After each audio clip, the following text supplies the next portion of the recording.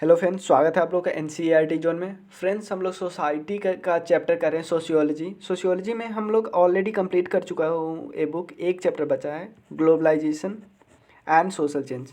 ठीक है फ्रेंड्स, तो हम डिस्कस करते हैं। देखिए, सबसे पहले इसका मतलब समझ लेते हैं। ग्लोबलाइजेशन का मतलब होता है जैसे जैसे ही सोसाइटी में आप निकलते होइएगा, जैसे ही आप देखिए आपके बगल गली मोहल्ले में जो दुकान मिलते हैं वहाँ पे वो सारी आइटम मिलते हैं जो किसी और देश का सामान है। तो ये सब ग्लोबलाइजेशन का इम्पैक्ट ही तो हुआ है। जैसे आप देखते हो मैकडी हर जगह पे मिल जाता है, या ऐसे ऐसे दुकान जो फॉरेन कंट्री के जैसे बहुत सारी कपड़े मिलता है, बहुत सारे किताबें मिलती है, बहुत सारी वेब सीरीज। ये सब ग्लोबलाइजेशन का इम्पैक्ट ही तो है। तो ग्लोबलाइजेशन का बात करते हैं। ग्लोबलाइजेशन क्या होता है? Inter relationship and interlinking between the local and global market. देखिए, जो हम क्या करते हैं, लोकल लेवल पे इंट्रैक्शन करते हैं, मतलब इंटरनेशनल लेवल की जो चीज़ें होती है वो ग्लोबल लेवल पे मिलते हैं, जो इंटरनेशनल लेवल की चीज़ें लोकल लेवल पे मिलते हैं। तो आप देख रहे हो इंट्रैक्शन एंड इंटरलिंकिंग होती है। इंडिया की सामान कहीं और मिलती है, कहीं और का सामान इंडिया में मिलता है। तो ज़रूरी नहीं है कि यहाँ पे जैसे एग्जांपल दे रहे हो कि ग्लोबलाइजेशन सिर्फ और सिर्फ इकोनॉमिक एक्सपेक्ट पे लिमिटेड नहीं था। वो अलग बात है कि सिर्फ स्टार्ट हुआ था सिर्फ और सिर्फ इकोनॉमिक एक्सपेक्ट के लिए, लेकिन इंट्रैक्ट और इम्पैक्ट हर एक एस्पेक्ट पे करने लगा है। जैसे मैं एक एग्जांपल लेता हूँ, इकोनॉमिक एस्पेक्ट पे तो करता ही है, पॉलिटिकल लॉज में कैसे करता है। जैसे एग्जांपल लेते हैं कि हमें हमारे देश के किसानों को सब्सिडी देना फर्टिलाइज़र के लिए, एक किसकी जिम्मेदारी है? गवर्नमेंट की। तो गवर्नमेंट के इस फैसले पे कोई इंट्रैक्शन नहीं ना होना चाहिए। मतलब ऐसा नहीं कि कोई और बंदा बाहर का आ रहा है कि आप सब्सिडी क्यों दे रहे हो। वो तो चाहती है कि गवर्नमेंट की किसान को सस्ते फर्टिलाइज़र मिल जाए, तो गवर्नमेंट तो फार्मर अच्छे से खेती कर सके। नहीं तो फार्मर इतना महंगा कैसे खरीद सकता है फर्टिलाइज़र। ठीक है, तो इससे किसी ऐसे देश के कंपनी को प्रॉब्लम होगी जो कंपनी क्या बनाती है, फर्टिलाइज़र। वो कंपनी क्या सोचेगी, भाई इंडिया तो अपने फार्मर को सस्ता फर्टिलाइज़र देता है, तो हमारी फर्टिलाइज़र खरीदेगा कौन? तो वो पर्टिकुलर कंपनी, जैसे वो पर्टिकुलर एबीसी कंपनी है, वो जा सकती है डब्ल्यूटीओ के पास इंडिया का शिकायत करने। ठीक है ना। नेक्स्ट है सोशल इंटरेक्शन होगा। देखो डिटेल में हम करेंगे, बस एक एक दो दो पॉइंट देख लेते हैं। सोशल इंटरेक्शन होता है ग्लोबलाइजेशन के कारण। इकोलॉजिकल, जैसे एक मुद्दा पूरे वर्ल्ड का मुद्दा बन गया, जैसे ग्लोबल वार्मिंग का मुद्दा सिर्फ एक लोकल लेवल का मुद्दा नहीं है, वर्ल्ड लेवल का मुद्दा है। और लोग सभी देश इसमें बढ़ चढ़ के भाग ले रहे हैं ग्लोबल वार्मिंग को कम करने के लिए या क्लाइमेट चेंज से बचने के लिए। सभी देश भाग ले रहे हैं। ठीक है फ्रेंड्स। कल्चरल क्या हुआ? जैसे आप जो डांस देखते होइएगा, वो अधिकतर डांस, मतलब यहाँ का डांस कौन सा है? क्लासिकल डांस है, जो फोक डांस है। लेकिन वो डांस आजकल कोई करता ही नहीं है। ठीक है ना, मतलब क्योंकि टफ हो रहा है। ठीक है ना। तो हम जो डांस देखते होइएगा वो सारे फॉरेन कंट्री का डांस है। ठीक है, तो आप देख रहे हो किस लेवल पे इंट्रैक्शन हो गया। ठीक है, आप थोड़ा देख लेते हैं, कुछ पॉजिटिव इम्पैक्ट देख लेते। देखिए अभी तो बेसिक कर रहे थे। देखिए मेरा एक एम है इसमें कि मैं सारे टॉपिक कवर करूँ। थोड़ा बुक को ही रीऑर्गेनाइज कर दिया, लेकिन बुक का एक भी पॉइंट मैंने छोड़ा नहीं, क्योंकि आपको आंसर भी तो लिखना है एग्जाम में। ठीक है, तो कुछ इम्पैक्ट देख लेते हैं। जैसे यहाँ पे ट्वेल्थ के बुक में एक एग्जाम्पल दिया हुआ है। ट्वेल्थ के बुक में एक एग्जाम्पल दिया है कि पहले आप जो भी फ्रूट्स या वेजिटेबल खाते थे, वो पर्टिकुलर उसी एरिया में अगर उगते थे, तब उगता था तभी आप खा पाते थे। लेकिन अब क्या हो रहा है, आप ऐसे जगह का भी फ्रूट्स खा सकते हो जो आप मतलब कि नॉर्मली एक्सेस नहीं कर सकते थे। लेकिन ये ग्लोबलाइजेशन के कारण हुआ कि आप किसी दूसरे देश का भी फ्रूट्स खा सकते हो। ठीक है। इकोनॉमिक डेवलपमेंट इससे होगा। इकोनॉमिक डेवलपमेंट इसलिए होगा क्योंकि बाहर की कंपनी यहाँ पे आई। ठीक है, यहाँ पे कंपनी आएगी तो वो अपना क्या करेगी, अपना यहाँ पे ब्रांच सेटअप करेगी, तो यहीं के लोगों को यहीं के ज़मीन पे बनाएगी और यहीं के लोगों को जॉब देगी। ठीक है ना। तो यहाँ का लोगों का सोशल वेलबिंग अच्छा हो जाएगा, मतलब थोड़ा लाइफ स्टैंडर्ड अच्छा हो जाएगा क्योंकि उनको जॉब मिल जाएगी, थोड़ी स्टेबिलिटी हो जाएगी लाइफ में। ठीक है, तो इकोनॉमिक डेवलपमेंट हुआ। कल्चरल डेवलपमेंट हुआ। आप वही वेब सीरीज़ देखते हो जो पूरा वर्ल्ड देखता है, जीओटी देखते हो, गेम्स ऑफ थ्रोन। फूड भी वही खाते हो, यानी देख रहे हो कल्चर पे कितना ज़्यादा इम्पैक्ट पड़ा है, लैंग्वेज पे इम्पैक्ट पड़ा है, ड्रेस पे इम्पैक्ट पड़ा है। कुछ निगेटिव इम्पैक्ट देख लेते हैं। कुछ निगेटिव इम्पैक्ट का मतलब निगेटिव इम्पैक्ट है, जैसे देखिए बाहर की कंपनी आई, मतलब किसी चीज़ में बाहर की कंपनी आई, जैसे कोई ऐसा सेक्टर है, जैसे मान लो फूड प्रोसेसिंग सेक्टर है। उसमें बाहर की कंपनी आई, लेकिन और वो तो एकदम टेक्नोलॉजी, मतलब उसकी टेक्नोलॉजी तो हाई ग्रेड की थी, लेकिन हमारी यहाँ की जो कंपनी अभी तक वही सेम चीज़ बना रही थी, सेम चीज़ बना रही थी। तो उसकी टेक्नोलॉजी तो पुरानी है, मतलब अपने देश की टेक्नोलॉजी जो पुरानी है, तो वो थोड़ा महंगा बनाएगी। तो आप खुद सोचो, कंपटीशन से तो बाहर ही हो जाएगी, क्योंकि हम वही खरीदेंगे जो सस्ता होगा। चाइनीज़ सामान सस्ता बिकता है, तो हमारे अपने देश का भी सामान बिकता नहीं है उस पर्टिकुलर चीज़ में, मोबाइल में या कि बहुत चीज़ों में बात करो, चाइना क्योंकि सस्ता बेच देते हैं। तो लेकिन हम मना भी तो नहीं कर सकते ना, क्योंकि गवर्नमेंट ने साइन किया होगा तभी तो आ रहे हैं बेचने, ठीक है ना। और डिस्पैरिटी ही इनकम हो जाती है। हम इतना तो बोल रहे हैं कि इकोनॉमिक डेवलपमेंट हो रहा है, लेकिन कुछ ही लोगों की, मतलब जो इन ग्लोबलाइजेशन के कारण इन इक्वलिटी तो और ज़्यादा बढ़ गई, धनी और धनी हो गए, गरीब और गरीब हो गए, होने लगे। ठीक है फ्रेंड्स। तो अब देख लेते हैं कुछ कुछ, जैसे फार्मर। और देखो, ग्लोबलाइजेशन की बात तो सब करते हैं, लेकिन फार्मर और पुअर पीपल की बात कोई नहीं करता कि उनका क्या होगा, या ऐसे बंदे की बात नहीं करता। देखो, हम बोल देते हैं ना कि जॉब आ गया, बाहर की कंपनी आई जॉब दे देगी, लेकिन जॉब भी उसी को देगी जिसके पास स्किल है। अब खुद सोचो, पुअर पीपल है जो फार्मर है, फार्मर या पीजेंट पीजेंट जो बंदा है, ठीक है, वो अभी अपने खेतों में काम कर रहा था, ध्यान दीजिए, अपने खेतों में काम कर रहा था, तो उसके पास कोई स्किल नहीं है। तो बाहर अगर वो आएगा, किसी कंपनी में भी काम करे, किसी कंपनी में माइग्रेट करके गांव से शहर आए, क्योंकि किसी कंपनी में ही काम करेगा, तो उसको भी काम वही मिलेगी, मैनुअल लेबर वाला। उसको काम ऐसा नहीं मिलेगी कि उसको उसको ऑफिस वाला काम मिल गया, नहीं, ऐसा नहीं मिल सकता ना, क्योंकि उसके पास हम स्किल ही देना भूल गया, स्किल नहीं मिल पाया उसको। ठीक है, यहाँ पे कुछ कुछ कुछ एग्जाम्पल दिया हुआ है, बुक में का ही एग्जांपल है कि फिशरमैन पे क्या इम्पैक्ट पड़ा। तो फिशरमैन पहले नॉर्मली जो ट्रेडिशनल तरीका से बोट से जाते थे, लेकिन अब क्या हुआ, अच्छे अच्छे वेज शिप्स यूज करने लगे, जो स्पेशली फिशिंग के लिए ही बनाए जाते थे, ठीक है ना। They have better fishing equipment and machine. Normally exam है ट्रेडिशनल वियर्स, मतलब जो बनाते थे, मतलब जो कपड़े सिलते थे वगैरह।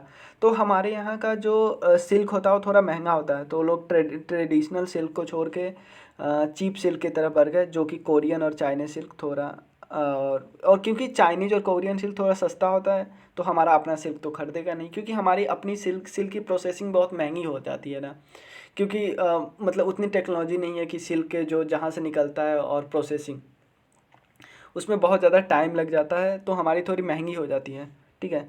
और ये नॉर्मल एग्जांपल है, इसको क्या फ़र्क पड़ा, रैग पिकेट्स के कोई फ़र्क पड़ा, इस सब को ज़रूरत नहीं है, ठीक है। अब यहाँ देखिए, ये यहाँ से इम्पॉर्टेंट है, क्योंकि ये क्वेश्चन आपसे पूछ सकता है कि ग्लोबलाइजेशन क्या नया 1991 के बाद आया, या ग्लोबलाइजेशन हम आज़ाद हो गए तब आया। तो देखिए, ग्लोबलाइजेशन भले ही एलपीजी रिफॉर्म्स आया था 1991 के बाद, इसके बाद बहुत तेज़ी से पकड़ लिया, मतलब बहुत मतलब स्पीड पकड़ लिया क्या, ग्लोबलाइजेशन। लेकिन उससे भी पहले ग्लोबलाइजेशन थे, लेकिन बहुत कम था। जैसे मैं एग्जांपल लेता हूँ, अर्ली ईयर ब्रिटिश रूल के समय, ठीक है ना, वहाँ भी था लेकिन लिमिटेड था। जैसे आपको पता होगा, ब्रिटिश हमारे यहाँ से चीप रॉ मटेरियल ले जाते थे और वहाँ से फिनिश प्रोडक्ट ला के यहाँ बेचते थे, पता है ना। तो यहाँ पे during British rule there was two famous routes from India. जैसे आप बार बार सुनिए, स्पाइस रूट था, मतलब, या सिल्क रूट, ये सब नाम सुनिए। सिल्क रूट जिस पे अभी चाइना BRI बना रहा है, बेल्ट एंड रोड इनिशिएटिव, मतलब इसी को वो रिवाइव करने का ट्राई कर रहा है, ठीक है ना फ्रेंड्स। तो ये दोनों रूट आप जानते ही हो, और बहुत सारी पोर्ट भी थी, ठीक है ना, कैंडला, ये वाला जो केप वाला नीचे था, ठीक है, जिस पे पुर्तगीज आया था मुझे याद नहीं आ रहा, ठीक है, वो वाला पोर्ट यानी। और 3-4 सिटी बहुत फेमस थी, वहाँ से ट्रेडिंग होता था, जैसे बॉम्बे पोर्ट भी था, मद्रास, बंगाल, मतलब कोलकाता पोर्ट था। तो बहुत उस समय होता था, लेकिन ग्लोबल इंटरेक्शन बहुत कम था, ठीक है। उसके बाद पीपल, देखो यहाँ पे लिखा हुआ है, people from different part of the world has been coming into India as a traders और conqueror to find new jobs और trading have settle in India. लोग आते थे, या तो जॉब करने आते थे, मतलब जॉब नहीं, ट्रेडिंग करने आते थे, ठीक है। वहाँ पे कॉलोनियल युग में ब्रिटिश जो कॉलोनीज थी इस्टाब्लिश हुई एशिया में, अफ्रीका में, ऑस्ट्रेलिया में, और वहाँ से चीप रॉ मटेरियल ले जाती थी, और वहाँ फिर से फिनिश्ड प्रोडक्ट ला के बेचती थी। तो आप देख रहे हो, इंट्रैक्शन तो है ही, ग्लोबल इंट्रैक्शन, लेकिन बहुत कम है, ठीक है। यहाँ से लेबर सेंड किए जाते थे, जैसे आपको पता हो ना, इंडिया के बहुत सारे लेबर अभी भी श्रीलंका में फंसे हुए हैं या बहुत सारे म्यांमार में फंसे हुए, क्योंकि ब्रिटिश क्या करते थे, लेबर को ज़बरदस्ती ले जाया करते थे, लेबर को ज़बरदस्ती काम करवाने ले जाया करते थे। लेकिन यहाँ पे एक और आपको क्वेश्चन उठता है कि लेकिन जब लोग वो आते थे ना, जैसे कोई लौट के भी आ गया तो उसको एक्सेप्टेंस नहीं मिलती थी सोसाइटी में। सोसाइटी एक बार समझ लेती थी कि आपने एक बार समुद्र को क्रॉस कर लिया तो आप उस धर्म के नहीं रहे, इसलिए जो सोसाइटी में एक्सेप्टेंस भी नहीं थी, तो वो जो पर्टिकुलर बंदा तो दोनों तरफ से फंस गया ना। ठीक है। और आफ्टर इंडिपेंडेंस देखो, आफ्टर इंडिपेंडेंस स्टार्टिंग में ग्लोबलाइजेशन का उतना इम्पैक्ट नहीं पड़ा था। ग्लोबलाइजेशन 1991 के पास आया था। देखो स्टार्टिंग में ग्लोबलाइजेशन नहीं आने का एक उदाहरण है, क्योंकि हमारे यहाँ बहुत ज़्यादा पॉवर्टी थी, तो और हमारे जो सरकार को लगता था कि हम बहुत ज़्यादा मतलब स्टेट बहुत ज़्यादा इंटरफेरेंस करेगी, हम सोशलिस्ट गवर्नमेंट बनाएंगे कि मतलब कि गवर्नमेंट सब कुछ में पब्लिक का इंटरफेयर करेगी। और लोगों को और डर भी लगता था ना गवर्नमेंट को कि अगर बाहर की कंपनी को हम आने का मौका दे दिए तो फिर से कहीं कॉलोनाइज न कर लें, मतलब डर लगा रहता था। अभी अभी हम इतने सालों से छूटे हैं तो थोड़ा डर लगता था। जैसे आप लिखा हुआ है आफ्टर इंडिपेंडेंस ग्लोबलाइजेशन कंटिन्यू, लेकिन बहुत स्लो में। लेकिन 1990 के बाद globalisation outlook become wider and broader. ठीक है। India went abroad to study और work. Indian development is due to the globalisation and creation of new global outlook since the independence. ठीक है। Not only trade but exchange of technology are become global. अब तो आप देख लीजिए technology भी अब एक्सचेंज होता था, कि जैसे बाहर की टेक्नोलॉजी आपने बहुत बार सुनते होइएगा कि हमने डिफेंस टेक्नोलॉजी मंगवाई है यूएसए से या इजराइल से, ऐसे सुनिएगा। तो आप देख रहे हो, या इंडिया की टेक्नोलॉजी बाहर जाती है तो आप देख रहे हो टेक्नोलॉजी का भी इंट्रैक्शन, गुड्स का तो होता ही था ट्रेड के मार्फत, ट्रेड से, लेकिन टेक्नोलॉजी का भी इंट्रैक्शन हो रहा है, यहाँ से वहाँ जा रहा है। ठीक है। समझ रहे हैं ना कि अभी तक हमने देखा कि 19 अब हम यहाँ मेन टॉपिक अब से स्टार्ट हो रहा है कि ग्लोबलाइजेशन का इम्पैक्ट। इससे एक डायरेक्ट क्वेश्चन आता है कि ग्लोबलाइजेशन का इम्पैक्ट सोसाइटी के हर एक स्पेयर पे कैसे पड़ता है। इसमें हम 3 4 5 6 देखने वाले हैं। पहले इकॉनमी पे कैसे पड़ रहा है, इलेक्ट्रॉनिक इकॉनमी पे कैसे पड़ रहा है, जैसे आपको इलेक्ट्रॉनिक का पता है, कल्चर पे कैसे पड़ रहा है, पॉलिटिकल सिस्टम पे कैसे पड़ रहा है, कंज्यूमर कल्चर पे कैसे पड़ रहा है, ये सब डिस्कस करें। पहला इकोनॉमिक डायमेंशन पे कैसे पड़ रहा है। जैसे हमने एलपीजी, लिबरलाइजेशन, प्राइवेटाइजेशन, ग्लोबलाइजेशन अपनाया। ठीक है। तो इससे क्या हुआ, हम थोड़े लिबरल हो गए। लिबरल का मतलब हमने प्राइवेट कंपनियों को थोड़ी छूट दे दी। ठीक है ना, प्राइवेट कंपनियों को थोड़ी छूट दे दी और प्राइवेट कंपनी अपना खोल सकते थे, प्राइवेटाइजेशन हुआ। और ऐसा नहीं कि हमने सिर्फ ऐसा बोला कि हमने सिर्फ अपने देशों के प्राइवेट कंपनियों के लिए नहीं छोड़ा, विदेश के भी प्राइवेट, जो फॉरेन के भी प्राइवेट कंपनी यहाँ आके अपना अपना ब्रांच ओपन किए, अपना इस्टाब्लिश किए। ठीक है। और क्योंकि हमने साइन किया था एलपीजी। ठीक है ना, यहाँ पे लिखा हुआ many laws introduce by government as it were aware that would stiff competition to protect one local industry.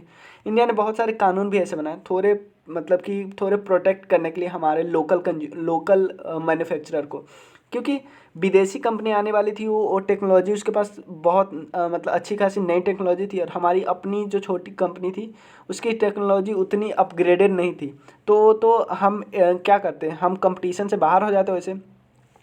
तो इंडिया ने क्या किया, थोड़ी टैरिफ लगानी स्टार्ट की कि बाहर की कोई देश अपनी सामान लेके आ रहा है तो हम उस पर कुछ टैक्स लगाएंगे, टैरिफ उसको बोलते हैं।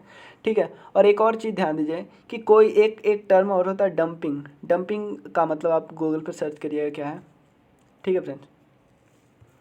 नेक्स्ट टॉपिक है इलेक्ट्रॉनिक इकॉनमी पे क्या फ़र्क है। इलेक्ट्रॉनिक इकॉनमी पे आप तो खुद देखते ही है कि बाहर के इतने इलेक्ट्रॉनिक्स गैजेट यहाँ पे सस्ते सस्ते मिलते हैं, जैसे चाइना की इलेक्ट्रॉनिक गैजेट बहुत सस्ते सस्ते मिलती है। यहाँ पे लिखो ट्रांजेक्शन टेक्स प्लेस इलेक्ट्रॉनिकली। देखो इसमें हम दो चीज़ देखें, एक है इलेक्ट्रॉनिक इकॉनमी, और इसमें देखिए इसमें ऐसा नहीं है कि सिर्फ और सिर्फ हम उसकी बात करें इलेक्ट्रॉनिक आइटम की। देखो मान लो मैं एक एग्जांपल लेता हूँ कि आपको कोई ट्रांजेक्शन करना है, ध्यान दीजिए, आपको कोई करेंसी का ट्रांजेक्शन करना है इंडिया टू चाइना, तो आप ऐसा तो नहीं है कि इंडिया से पैसा किसी में लिफाफे में पैक करके और चाइना भेजेंगे, ऐसा नहीं कि आप डायरेक्टली इलेक्ट्रॉनिकली ट्रांजेक्ट करते कि यहाँ से बैंक और यहाँ के बैंक आपस में कनेक्टेड बस होते हैं, यहाँ से आप ट्रांजेक्ट कीजिएगा और वहाँ से बैंक से वो निकाल लेंगे। तो यहाँ लिखा हुआ है transaction takes place electronically at the click of button through computer, no paper work करने की ज़रूरत नहीं थी, नो पेपर करेंसी की रिक्वायरमेंट नहीं होती। जैसे आप शेयर्स वगैरह खरीदते हो, जैसे किसी विदेशी कंपनी के शेयर आप खरीदते हो, तो ऐसा नहीं है कि उस कंपनी के दुकान उस कंपनी के पास जाते हो, आप सीधे शेयर मार्केट से शेयर खरीद लेते हो इलेक्ट्रॉनिकली। ठीक है, ठीक है। उसका नेक्स्ट है वेटलेस एंड इलेक्ट्रॉनिक इकोनॉमी। देखो, वेटलेस इकोनॉमी का मतलब होता है ऐसी इकोनॉमी, मतलब नाम से ही पता चल रहा है, जैसे आईटी इकोनॉमी, आईटी सेक्टर के बारे में मेनली बोला जाता है, क्योंकि आईटी सेक्टर, मान लो आपने कोई सॉफ्टवेयर बनाया और और वो सॉफ्टवेयर आप बेचना चाह रहे हो। सॉफ्टवेयर बेचोगे तो ऐसा थोड़ी है कि कुछ सामान बेच रहे हो, कोई फिजिकल रूप में नहीं बेचते हो आप। ठीक है ना, फिजिकल रूप में नहीं बेचते हो, उसको बोलते हैं वेटलेस और नॉलेज इकोनॉमी। नॉलेज, इसका डेफिनेशन आप देख लीजिएगा। ठीक है फ्रेंड्स, लिखा हुआ है knowledge economy is one in which working people are not directly involve in the production of commodities. मतलब आप कुछ प्रोड्यूस नहीं करते हो, लेकिन आप सपोर्ट सिस्टम का काम करते हो, जैसे transport, communication, architect, wedding planner, market, service. यहाँ पे जो आईटी का मैंने बात किया, आईटी या इंटरनेट या सॉफ्टवेयर आप जो बनाते हो, वो सर्विस सेक्टर का एग्जाम्पल है। ठीक है, उसके बाद हमने देख लिया कि वेटलेस और नॉलेज इकोनॉमी, ये सब किसका योगदान है? ग्लोबलाइजेशन के कारण ही तो हुआ। नेक्स्ट है globalisation of finance. Financial sector में कैसे ग्लोबलाइजेशन आ गया? जैसे क्या हो गया कि जो फाइनेंशियल कैपिटल है, जैसे इसमें देखिए, connected to electronic hub of electronic activity where transaction takes place 24 is called financial capital of the city. देखिए, अब कोई भी फाइनेंस में क्या फ़ायदा हुआ? जैसे फाइनेंस में हमें किसी को सब पैसा भेजना होता था, तो पैसा पहले, अब क्या होगा, अब पहले तो पैसा भेजना होता था कि मान लो बैंक जाए या वहाँ जाए या किसी दूसरे देश में भेजना होता तो बहुत मुश्किल होता था। लेकिन अब क्या होता है, बैंकिंग फैसिलिटी के कारण। लेकिन बैंकिंग को नेशनलाइज तो हो गया था बैंक, लेकिन ग्लोबलाइजेशन के कारण क्या हुआ, और भी नए नए तरीके आ गए, क्योंकि जो कार्ड्स वगैरह आने शुरू हो गए, तो ये सब, इस सब से और फ़ायदा हुआ ग्लोबलाइजेशन के कारण। हम विदेशी सामान मंगवा सकते हैं। ठीक है फ्रेंड्स, उसके बाद एमएनसीज वगैरह से क्या हुआ? एमएनसीज के बहुत सारे फ़ायदे भी है, बहुत सारे नुकसान हैं। एमएनसीज अगर क्या हुआ, ग्लोबलाइजेशन के कारण हमने उनको इजाज़त तो दे दी आने की, लेकिन उससे फ़ायदा हुआ। मान लो 2-3 फ़ायदा पहले देख लेते, फिर नुकसान देखेंगे। कि बाहर की कोई कंपनी आएगी तो इंडिया के लोगों को ही जॉब देगी, तो चलिए एक एम्प्लॉयमेंट वाला एंगल आ गया। दूसरा, यहाँ के गवर्नमेंट को टैक्स देगी, ठीक है, रॉ मटेरियल भी यहीं से लेगी, ठीक है, लेकिन ठीक है, और इससे हमारे मतलब लेकिन यहाँ से क्या होगा कि यहाँ से जब वो पैसे भेजेगी, और एक और फ़ायदा यहाँ देख लिए, वहाँ से पैसा जो लाएगी डॉलर के फॉर्म में लाएगी, और इंडिया में तो हमारी जो होती है फॉरेन एक्सचेंज रिजर्व और बढ़ेगा। ठीक है ना, लेकिन इससे होगा कि हमारे जो लोकल कंज्यूमर है, जो हमारे लोकल प्रोड्यूसर है, उन पे इम्पैक्ट पड़ेगा, क्योंकि ये हमारे लोकल जो प्रोड्यूसर था वो तो कंपटीशन से बाहर ही हो जाएगा। आप देखिए, आप खुद सोचिए, इतने जंक फूड, इतने इलेक्ट्रॉनिक्स की दुकान है, इतने इलेक्ट्रॉनिक्स की कंपनी है, कितनी इंडियन है। ठीक है, उसके बाद अब देखते हैं। ठीक है, नेक्स्ट टॉपिक है कि ग्लोबल कम्युनिकेशन, यानी जो कम्युनिकेशन पे क्या फ़र्क पड़ा। अभी हमने क्या किस किस में फ़र्क देखा? अभी हमने फ़र्क देखा है, अभी हमने इम्पैक्ट देखा है, आईएन से देखे। अब ग्लोबल कम्युनिकेशन, जैसे यहाँ देखिए कि टेक्नोलॉजी के कारण कम्युनिकेशन कितनी आसान हो गई है। ये सब किसके कारण हुआ? ग्लोबलाइजेशन के। आप फ़ोन पे बात कर सकते हो या मैसेज कर सकते हो, कम्युनिकेट कर सकते हो दुनिया के किसी कोने से। ये सब ग्लोबलाइजेशन के कारण। पहले टेक्नोलॉजी बढ़ी हो गई, टेक्नोलॉजी के कारण क्या हुआ, टेक्नोलॉजी तो बढ़ी, तो ग्लोबलाइजेशन के कारण टेक्नोलॉजी ट्रांसफ़र भी हम कर रहे हैं एक दूसरे देश से। ठीक है, तो टेक्नोलॉजी ट्रांसफ़र करने से के कारण क्या हुआ, जैसे फेसबुक वगैरह हम लोग भी यूज कर रहे हैं, विदेशी कंपनी भी यूज कर रही है, कंट्री के लोग यूज कर रहे हैं, तो हम आपस में कम्युनिकेट कर लेते हैं। देखो, many revolution have taken place because of the advancement and improvement in the technology and communication. देखो, जैसे इससे और फ़ायदा क्या होता है कम्युनिकेशन से, मान लो कोई ऐसी बीमारी जो हमें नहीं पता था, तो हम क्या कर सकते हैं, डायरेक्ट इंटरेक्ट कर सकते हैं विदेशी किसी कंपनी के विदेशी डॉक्टर से। तो आप देख रहे हो इससे क्या, कम्युनिकेशन से तो बहुत फ़ायदा हो सकता है ना। ठीक है ना, cell phone, fax machine, digital and cable television, आप कहीं के भी कहीं के चैनल देख सकते हो। ठीक है, और यहाँ पे ग्लोबलाइजेशन एंड इंटरनेट, ये सब अलग अलग टॉपिक, ध्यान दीजिए, ये सब अलग अलग टॉपिक है। ग्लोबल, ये सब अलग अलग पूछ सकता है कि ग्लोबल कम्युनिकेशन पे क्या इम्पैक्ट पड़ा, ग्लोबलाइजेशन एंड डीओएल पे क्या फ़र्क पड़ा, मतलब इंटरनेशनल डिवीजन ऑफ लेबर पे। इससे क्या हुआ, he has emerge due to globalisation where production and employment is spread over different country all over the world. इससे क्या होता है, जैसे whenever good infrastructure cheap level resource MNCs come up. जैसे आपको पता हो ना, किसी कंपनी को ओपन होने के लिए 3 चीज़ की ज़रूरत होती है, लैंड, लेबर और कैपिटल की ज़रूरत होती है, लैंड, लेबर, कैपिटल। तो किसी कोई कंपनी को जहाँ ये तीनों चीज़ अच्छे मिल जाएगी, वहाँ पे वो कंपनी खोल सकती है ना, मतलब उस पर्टिकुलर जगह पे कंपनी खोल सकती है।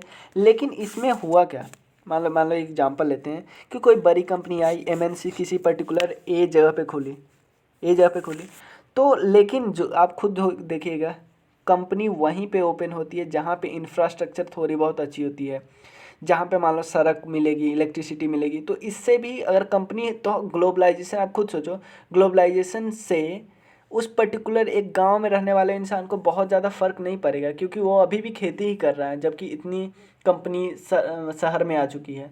ठीक है, क्योंकि वो बंदा माइग्रेट कर नहीं सकता, तो अभी भी गाँव में ही रहता है। ठीक है ना। और भी नुकसान होता है, जैसे बड़ी बड़ी कंपनी आई, बड़ी कंपनी को मान लो उसके गवर्नमेंट से जो पॉलिसी साइन की है, उसमें थोड़ा भी उसको कमी लगने लगी, तो बार बार क्या कर सकती है, अपने ब्रांच को चेंज कर सकती है, अपने मतलब सेट यहाँ से जगह से दूसरे जगह ले जा सकती है। तो इससे क्या होगा, जो लोग काम कर रहे थे उस पर्टिकुलर एरिया में, वो ऐसा थोड़ी है कि वो दिल्ली में काम कर रहे थे तो मुंबई में कंपनी के साथ ही चलेंगे, ऐसा नहीं हो सकता ना। ठीक है ना। आप लिखो, hence frequent shifty of location occurs, this got a feeling of insecurity एवं लेबर। और अरे एक चीज़ मैंने आपको पहले ही बता दिया था, सिर्फ वही जॉब पाएंगे जिसके पास स्किल है। ठीक है ना। जो कैजुअल लेबर होता है अभी भी सफ़र कर रहे हो, अभी भी एग्रीकल्चर ही कर रहे हैं। ठीक है ना। और जो इनका मेन काम होता है, जो आईटी सेक्टर या जो ग्लोबल कंपनी का मेन काम होता है, प्रॉफिट होता है, चाहे थोड़ा बस थोड़ा थोड़ा सैलरी दे दे और प्रॉफिट खूब कमाए। ठीक है ना। ग्लोबलाइजेशन और एम्प्लॉयमेंट में क्या फ़र्क पड़ा, नए नए एम्प्लॉयमेंट आए हैं। जैसे आपने कभी भी इससे पहले सुना होगा कॉल सेंटर या बीपीओ टाइप की जॉब। ठीक है ना। या जॉब अपॉर्चुनिटी बढ़ी तो है, ये वो अलग बात है, सिर्फ स्किल लेबर के लिए बढ़ी है, वर्कर के, लेकिन जॉब अपॉर्चुनिटी तो बढ़ी है। ठीक है। उसका थोड़ा कल्चरल डायमेंशन देख लें। कल्चरल पे 3 इम्पैक्ट है कि globalisation, local and global culture. एक चीज़ आपको बताता हूँ, कल्चर का मतलब होता है कि क्या आपकी मतलब, जो कल्चर का मेन एक वर्ड में उसका होता है वे ऑफ लिविंग, मतलब आप क्या कैसे जीते हो, मतलब क्या खाते हो, आपके लिविंग लिविंग स्टाइल कैसी है, ड्रेसिंग सेंस कैसा है, और फूड हैबिट कैसी है, ये सब डिपेंड करता है, ड्रेसिंग सेंस, ये सब कुछ डिपेंड करता है, ये सब कल्चर पे डिपेंड करता है। कल्चर क्या होता है कि हमें कोई बताता नहीं है, हमें देखो बताता भी है, लेकिन हम क्या करते थे, अपने पेरेंट्स से सीखते हैं। जैसे हम कोई कोई बच्चा जन्म लेता है, उसको कुछ पता नहीं होता, वो क्या होता है, अपनी सोसाइटी से सोशलाइज होता है, और क्या करता है, कल्चर सीखता है अपने पेरेंट्स से, और अपने और भी लोगों जो होते थे उसके सोसाइटी से, उससे सीखता है, और फिर ट्रांसफ़र की भी करता है जनरेशन टू जनरेशन। जब वो पापा बनता है फिर वो सिखाता है, या पापा मम्मी जो भी बनता है वो सिखाता है, बताता है। तो ग्लोबलाइजेशन से क्या हुआ, आप वही फूड, आप खुद देखिए, आप बाहर जाते हो तो वही जंक फूड खाते हो, वही फूड खाते हो जो पूरी दुनिया खा रही है, यूएसए का पिज़्ज़ा, बर्गर, यही सब खाते हो। ठीक है ना। तो आप देख रहे हो, आप फूड हैबिट में कितना होमोजिनिटी आ गया है फूड हैबिट में। ये आप वही वेब सीरीज, पूरी पूरी दुनिया हॉलीवुड ही देख रही है, आप चाइनीज़ नहीं देखते हो, आप साउथ कोरियन मूवी नहीं देखते हो, मतलब जनरली। ठीक है। तो इससे क्या होता है कि यूनिकनेस तो लॉस्ट हो गई है, यूनिकनेस तो बिल्कुल ख़त्म हो गई है। ठीक है ना। जैसे यहाँ पे देखा हो कि many foreign film adapting to local culture. ठीक है। फॉरेन कंपनी अपने आप को लोकल प्रैक्टिस, मतलब नॉर्मल नॉर्मल एग्जाम है कि वो यहाँ पे ब्रांच करती है। और एक चीज़ देखिए, डांस में भी बहुत फ्यूजन टाइप होती है। ठीक है ना। यहाँ पे देखो, डांस वगैरह म्यूजिक में बहुत सारे फ्यूजन, हम वो डांस नहीं करते, जैसे क्लासिकल डांस नहीं वगैरह ज़्यादा लोग करते हैं, लोग विदेशी फॉरेन डांस करते हैं। लेकिन एक चीज़ मैं आपको बता दूँ, कोई विदेशी, यहाँ पे लिखा हुआ है, all foreign countries try to adapt themself to the local practice of the country where they went to set up the branches. ठीक है। जैसे मान लो कि एग्जांपल लेते हैं, कोई कंपनी आ रही है इंडिया में सेटअप करने अपना ब्रांच, जैसे मान लो एग्जांपल लेते हैं मैकडी। मैकडी कंपनी, मैक एक कंपनी जहाँ भी जाएगी, मान लो इंडिया में आएगी, तो इंडिया में आप खुद सोचो, वो कोई ऐसा प्रोडक्ट नहीं बनाएगी जिसमें वीफ यूज कर रही हो, नहीं बनाएगी, कि उसको लगता है कि यहाँ के लोग मतलब इसके मतलब सख्त विरोधी, यहाँ फिर हमारी कंपनी चलेगी ही नहीं। तो अपने आप को, और को हो सकता है कुछ ऐसा सामान बनाएगी जो जो और कहीं नहीं बनता, जैसे आलू का कोई सामान बना ली। तो मान लो क्या होता है कि अपने आप को चेंज करती है, जिस पर्टिकुलर देश में जाती है अपने आप को चेंज करती है। यहाँ पे लिखा हुआ है, many food join known that Indian people don't eat beef, so they secure chicken, mutton and veg food। तो यानी जो भी कंपनी होगी ये इन्हीं तीनों चीज़ पर प्रोडक्ट पे बनाएगी, या चिकन बनाए या मटन बनाए या वेज बनाए, वो बीफ का यूज नहीं करेगी, ठीक है, अपने बनाने में। ठीक है, डांस के नॉर्मल दिया हुआ है। कल्चर ऑफ कंजम्पशन, कंजम्पशन का मतलब क्या होता है, आप क्या कंज्यूम करते हैं। कंज्यूम का मतलब ऐसा नहीं होता है कि खाना, क्या होता है कि, और कल्चर ऑफ कंजम्पशन में भी होमोजिनिटी आ गया। जैसे आप क्या पहनते हो ये भी कंज्यूम करना हुआ, आप क्या खाते हो, आप क्या देखते हो, आप इंटरटेनमेंट के लिए क्या देखते हो, सब पूरी दुनिया वही देख रही है। तो हमारे कल्चर का बहुत ज़्यादा होमोजेनाइजेशन हो गया है। ठीक है, जैसे यहाँ पे लिखा हुआ है कि अ, ठीक है, कि आप कैसे पैसे, आपके पास पैसे होता है कैसे स्पेंड करते हो, ये सब कुछ चेंज हो गया। ठीक है ना। और नेक्स्ट है कॉरपोरेट कल्चर के बारे में थोड़ा बहुत दिया हुआ है। जैसे एवरी कॉरपोरेशन एमएनसी है जो ओन कल्चर होता है कि कैसे काम करना है, कैसे लोग कैसे ट्रीट करना है अपने एम्प्लॉयज़ को। ठीक है। और बहुत सारा जैसे एग्जांपल देना है कि बहुत सारी कंपनियां ऐसी होती जो जो हर कुछ दिनों पे छुट्टी, मतलब एक्स्ट्रा जो हॉलीडे देती है, पार्टी देती है, ताकि लोगों उससे बने रहे। क्योंकि बहुत सारी कंपनी खुल गई है और जो जिनके पास स्किल है वो तो लोग कहीं भी जा सकते हैं ना। ठीक है ना। तो जो कंपनी होती है वो नया नया तरीका अपनाती है ताकि अपना, मतलब एक नया अपना कॉरपोरेट कल्चर बनाती है। जैसे आप देखिए होइएगा, आईटी सेक्टर वालों का अलग ही कल्चर होता है, थोड़ा कल्चर उनका वेस्टर्नाइजेशन बना होता है एज कम्पेयर टू जो जो मैन्युफैक्चरिंग सेक्टर या इंडस्ट्रियल सेक्टर जो होता है, तो उनका कल्चर थोड़ा अलग होता है। आप ये सब देख लीजिए, कुछ खास नहीं है। लास्ट टॉपिक हम देख लेते हैं, क्राफ्ट पे क्या इम्पैक्ट पड़ा। देखिए, क्राफ्ट हमारा आपको पता होगा, जो जो कारीगरी वगैरह होता है ना, चाहे कपड़े पे कारीगरी करना होगा या किसी बर्तन पे कारीगरी करना होता है या कोई भी पर्दा वगैरह होता है उस पे कारीगरी करना होता है, तो ये मतलब बहुत पुरानी प्रथा है। लेकिन जो अंग्रेज आए थे उसके समय अंग्रेज ने इसको बहुत ज़्यादा, अंग्रेज इसने इसको डी इंडस्ट्रियलाइज कर दिया ऑलमोस्ट। क्योंकि उनकी अंग्रेज का सामान बहुत सस्ता मिल जाता था, लोग खरीदते ही नहीं थे क्राफ्टिंग, जो इंडिया की अपनी क्राफ्टिंग होती थी। ठीक है ना। तो इससे क्या हुआ, there are some craft that have originated in India and during the year have started losing their importance even more so after globalisation. Globalisation के बाद भी अपना इम्पैक्ट ये थोड़ा थोड़ा खोने लगा। ठीक है, this is the due to competition obviously. थोड़े महंगे होंगे क्योंकि लोग हाथों से बनाते हैं, हाथों से बनाने वाले सामान तो वैसे ही महंगे होंगे। ठीक है ना। उसका नेक्स्ट है कि नॉलेज इकॉनमी, इकॉनमी के बारे में हमने पहले ही देख लिया था, ये वही बात लिखा हुआ है फिर से। ठीक है। ठीक है फ्रेंड्स, अब हम क्या स्टार्ट करने वाले हैं, अब हम स्टार्ट करने वाले हैं पॉलिटिकल साइंस, जो एक बुक है ना, इंडिया आफ्टर इंडिपेंडेंस, वो डिस्कस करेंगे हम। ठीक है friends, thank you so much.